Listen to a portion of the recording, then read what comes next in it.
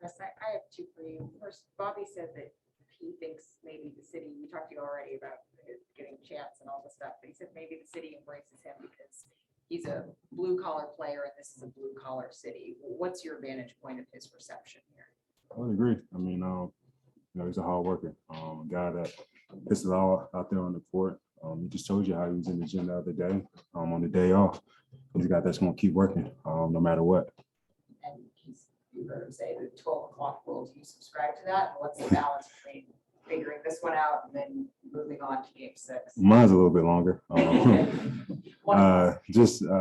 like to watch a lot of film. So, after I watch that film of this game, dissect it, think about it. By the time waking up in the morning, be on to the next. So you'll go home tonight and watch the game? Yeah. A little wine or beer, anything? Sometimes it just depends on how I feel. My body feels tonight. Just probably be a whole bunch of water and Pedialyte. You've played without Giannis a bunch in the regular season, and it is what it is. But in Game 5 of the Eastern Conference Finals, without your guy, how much more did you put on yourself to make sure you guys won tonight? I didn't. I know a lot of people expect me to do that. For me, it's just just figuring out the game, playing within the game, finding ways to get myself involved, but also others. Knowing that the focal point is going to be me a lot more, and Drew also. I think Drew did a great job of setting the tone first. He got himself going. He got other guys involved, Brooke, Bobby, but then myself. I just try to pick my spots, find where I can attack and be aggressive, and take advantage. In the start of the fourth quarter, I think the ball's in your hands for the first, let's say, 5 or 6 possessions. Just what were you seeing there? It felt like, to me, like, I was like, hey, Drew's out. We got to give it to you. Close this thing. Yeah, I mean, with Giannis out, Dante out, we don't have as many ball handlers. I think it was myself and Bryn as the guards out there. And I think we'd rather have Bryn, off the ball shooting, be ready to shoot more in space on the floor. So he just put the ball in my hands, ran pick and roll. And after that, just play the game, read the defense, read where my shots are coming from, read where, I get the ball to Brooke or other guys. But it's just playing within the flow and reading the defense out of the pick and roll. Can you take me through it a little bit? Like, it felt like Brooke was obviously a priority rolling, but you also find Bryn on the skip to the other side. Just kind of what were you seeing specifically with Brooke rolling down the middle? Brooke had such a dominant game, rolling and getting by the basket. He cracked it so he got so many guys coming to him. After that, just finding where the help is coming from. Even got tucked a couple of threes in the corner, just missed some great shots. Brent hit one. But the focal point was Brooke, finding him at the rim and then playing through that and seeing where the help was coming from, where if I could throw it to him. I mean, it isn't unusual for Drew to take over games, but just what do you think of him at the start of this game, kind of saying like, hey, we're going to put a stamp on this? I love it. I mean, that's what we need. We need aggressive Drew at all times. He's a hell of a player on both sides of the ball offensively. Like I said, he got it going early, which gave us a lot of confidence. Yeah.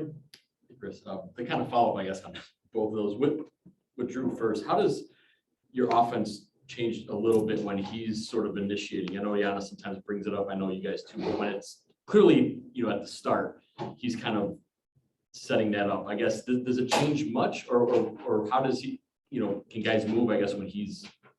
We were just playing through him. I mean, letting him make the decisions, making him make the drives, the shots. Like I said, he's our point guard when he plays aggressive. It's great for us. It gives everybody confidence and he gets everybody going. Obviously, you want Giannis on the floor when he's out, though. And you mentioned Brooke. Was that as they say, game plan? But was it kind of, I guess, because knowing what he can do in the paint, especially when he doesn't have to really get out of Giannis's way inside, right? And he's just sort of the big. Was that a part of the game plan, or was it just he's moving and feeling good? And I think he just saw it. I think he just saw where the opening was for him to be aggressive and be a force. And tonight that was slashing a lot, that was rolling a lot. He could play both inside and out, but he does a great job reading the game and figure out where he could get his spots and, like I said, be aggressive and be a force. Stephen Watson. Hey, Chris, I know the other night Giannis spoke pretty glowingly about you after your big performance. And I wanted, you know him as well as anybody inside that locker room and how tough it is for him to watch a game from the sidelines, what has impressed you most about how he's handled the last 48 hours and just the way that he was so animated on the bench throughout this entire game and just his presence, what it means to this team? His presence means a lot. Two-time MVP, future Hall of Famer. So when he speaks, he listens. We listen. When he's around, we love it. He has so much knowledge. He's been through a lot. It's hard. I mean, for him to sit out in one of the biggest, playoff series of his career. But you just gotta find a way to deal with it. We all do. I know he's itching to get back out there. I know he's trying to play the other night. I know he's trying to play tonight. But right now, he just got to try to take care of himself the best way he can so he could get back out there. Time for one more to Vinny Goodwill. Hey, Chris, the other night, or maybe a few nights ago, Bobby had mentioned, players can be, their size can be measured and all these other different tangible things, but you can't measure their heart. He was talking about you. How much of that can be applied to him as far as the measurables? You can't really determine his full value until you actually see him out there playing with the energy and some of the other things that he's picked up on. You can't. I mean, he's a guy that wears his heart on his sleeve. You can see it every night. It's crazy. He didn't play much in the Brooklyn series.